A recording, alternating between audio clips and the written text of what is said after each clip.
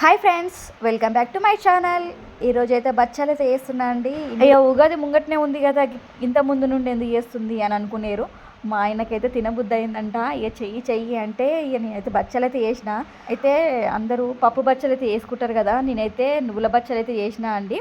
చాలా అంటే చాలా బాగా వచ్చినాయి. బచ్చాలు అయితే మస్తు సాఫ్ట్గా వచ్చినాయండి. చాలా అంటే చాలా బాగున్నాయి. టేస్ట్ అయితే ఇలా నువ్వులతోటి కూడా చేసుకోండి. అంటే కేవలం నువ్వులే కాకుండా నేను ఇందులో ఏమేమి ఇంగ్రీడియంట్స్ కలిపానని కూడా చెప్తాను.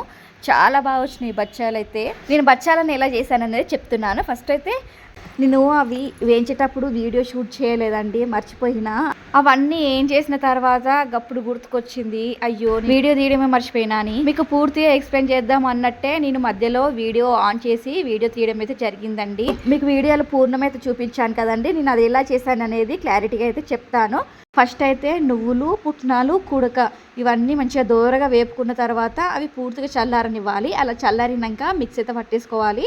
మెత్తటి పొడిలాగానైతే మిక్సీ పట్టేసుకున్న తర్వాత అందులోనే తగినంత బెల్లం వేసేసుకొని ఇంకొక 2-3 పల్స్ అయితే ఇచ్చేసుకోవాలి. మొత్తం కలిసిపోతుంది. ఈ కలిసిపోయిన పొడిలోనే కొంచెం సాల్ట్, నెయ్యి, ఇలాచి పౌడర్ వేసేసి మంచిగా కలిపేసుకోవాలి. ఇలా కలిపేసుకున్న తర్వాత దాన్ని అయితే పక్కకు పెట్టేసుకొని ఇక పిండిని అయితే తీసుకేసుకున్నానండి. పిండిని కూడా ఇక్కడ నేను గోధుమ పిండిని తీసుకున్నానండి. మీరు గోధుమ పిండి ప్లేస్లో మైదా పిండి కూడా తీసుకోవచ్చు.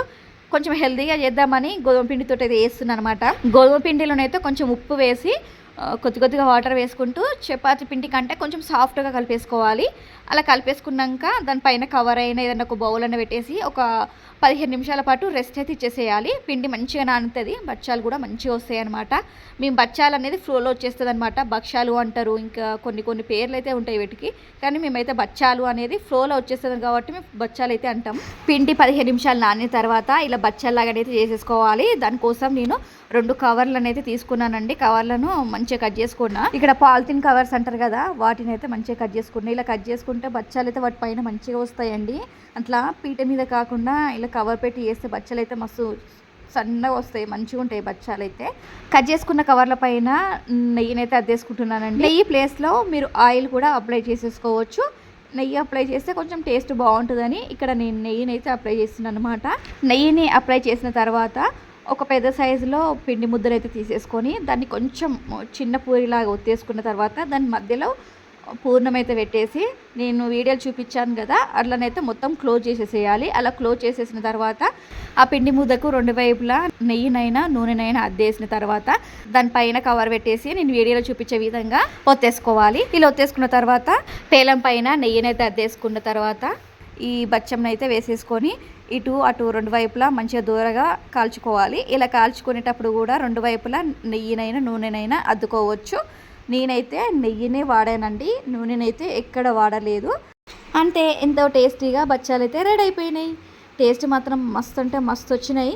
మేమైతే ఉగాది రాకముందుకే బచ్చాలు అయితే టేస్ట్ చేసేసినామండి. మళ్ళీ ఉగాది రోజు కూడా చేసుకుంటాం. కానీ ముందు రోజు ఎందుకో మా ఆయనకు తినబుద్ధి అయిందంట. మా ఆయన కోసమే స్పెషల్గా చేసిన నేనైతే. మా ఆయనైతే ఇవి చేసినందుకైతే ఫుల్ హ్యాపీ, చాలా అంటే చాలా హ్యాపీగా ఫీల్ అయ్యిండు. మంచిగా తిన్నాడు మా ఆయన అయితే. చాలా బాగున్నాయి అని కూడా చెప్పిండు.